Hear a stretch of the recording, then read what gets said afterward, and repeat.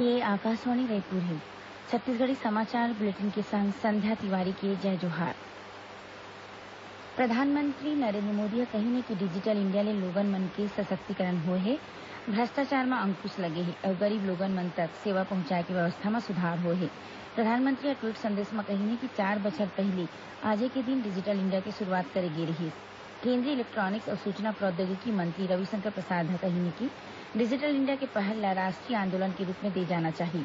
नई दिल्ली म राखे गे एक कार्यक्रम म ओमन कहिने कि ये पहल ले समाज म कतकोन बदलाव आए हे अउ आम लोगन मन के जिंदगी घलो बदले हे। केंद्रीय सूचना और प्रसारण मंत्री प्रकाश जावड़ेकर ह कहीं एक ट्वीट संदेश म डिजिटल साक्षरता ल बढ़ावा दे बर छात्र मन ले सार्थक भूमिका अदा करे के आह्वान करिन हे। प्रधानमंत्री नरेंद्र मोदी ह समाज ल स्वस्थ अउ दुरुस्त राखे के सरलग प्रयास बर डॉक्टर मन ल बधाई दिन हे। डॉक्टर्स डे के मौका म एक ट्वीट म प्रधानमंत्री कहिने कि लोगन मन के भलाई बर डॉक्टर मन के योगदान ल शब्द म बयान नइ करे जा सकय। उहीं प्रधानमंत्री ह चार्टर्ड अकाउंटेंट्स डे के मौका म चार्टर्ड अकाउंटेंट्स मन ल घलो बधाई दिन हे। प्रधानमंत्री एखर मन के काम के तारीफ करत कहिने कि ये लोगन मन देश के खुशहाली बर महत्वपूर्ण भूमिका निभावत हे। मुख्यमंत्री भूपेश बघेल भारत रत्न डॉक्टर विधान चंद्र राय के सुरता म मनाए जाने वाला डॉक्टर्स डे के मौका म देश अउ प्रदेश के जम्मो डॉक्टर मन ल बधाई अउ शुभकामना दिन हे। केंद्र सरकार ह देश म जल संरक्षण के फायदा अउ जल संसाधन के गिरत स्तर के बारे म जागरूक करे के उद्देश्य ले जल शक्ति अभियान शुरू करे हे। आज नई दिल्ली म एकर शुरुआत करत जल शक्ति मंत्री गजेन्द्र सिंह शेखावत ह कहिने कि जल संरक्षण अब राष्ट्रीय प्राथमिकता हरय। श्री शेखावत ह कहिने कि जम्मो लोगन मन ल पानी के किल्लत के खतरा ले देश ल बचाए बर प्रयास करना चाही। जल शक्ति अभियान 2 चरण म शुरू करे गे हे। पहिली चरण के बेरा आज ले 15 सितंबर हवय अउ ये जम्मो राज्य बर हवय। दूसरा चरण 1 अक्टूबर ले 30 नवंबर तक रही, जउन ह ओ राज्य मन बर हरय जिहां ले मानसून लहुटथे। जल शक्ति अभियान ल देश म जल के कमी वाले 256 जिला अउ 1592 प्रखंड म लागू करे जावत हे।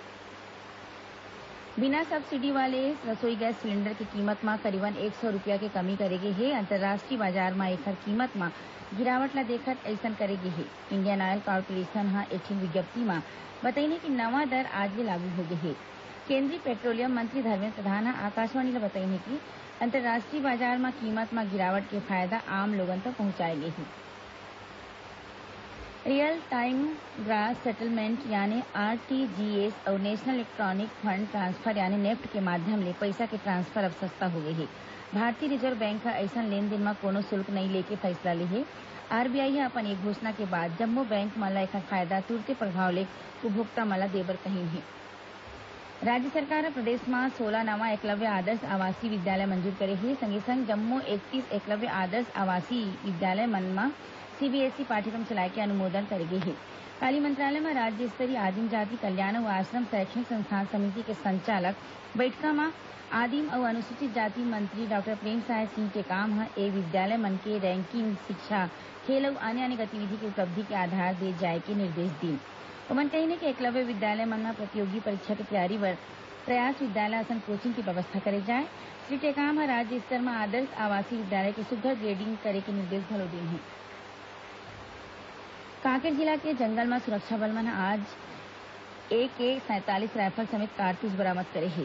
पुलिस ले मिले खबर के मुताबिक 27 जून के जिला पुलिस बल अउ स्पेशल टास्क फोर्स एसटीएफ के सामलाट टीम ह तलाशी अभियान के दौरान माओवादी मुइबा उर्फ गगन्ना उर्फ डोकरा ल गिरफ्तार करे रिहिस। ए माओवादी के बताए मुताबिक पुलिस ह कार्टी गांव के जंगल ले आज एक ठीन AK-47 राइफल, 28 राउंड गोली, 3 ठीन मैगजीन अउ 2,47,000 रूपया नगद बरामद करे हे। राज्य सरकार के ऊर्जा विभाग ह सरकारी भवन समेत व्यावसायिक भवन अउ ऑफिस मन म एसी के तापमान ल 24 ले 26 डिग्री सेल्सियस म सेट करे के दिशा निर्देश जारी करे हे। विभाग के विशेष सचिव ह ए संबंध म राज्य के जम्मो विभाग मन के अध्यक्ष, राजस्व मंडल, जम्मो संभागीय आयुक्त, जम्मो कलेक्टर अउ जिला पंचायत के मुख्य कार्यपालन अधिकारी मन ल चिट्ठी जारी करके ऊर्जा संरक्षण के निर्देश के कड़ाई ले पालन करे बर केहे हे। एखरे संग छत्तीसगढ़ी समाचार बुलेटिन इहीं सिरावत हे। हमर हिंदी समाचार बुलेटिन ल संध्या 7:05 म सुन सकत हव। जय जोहार।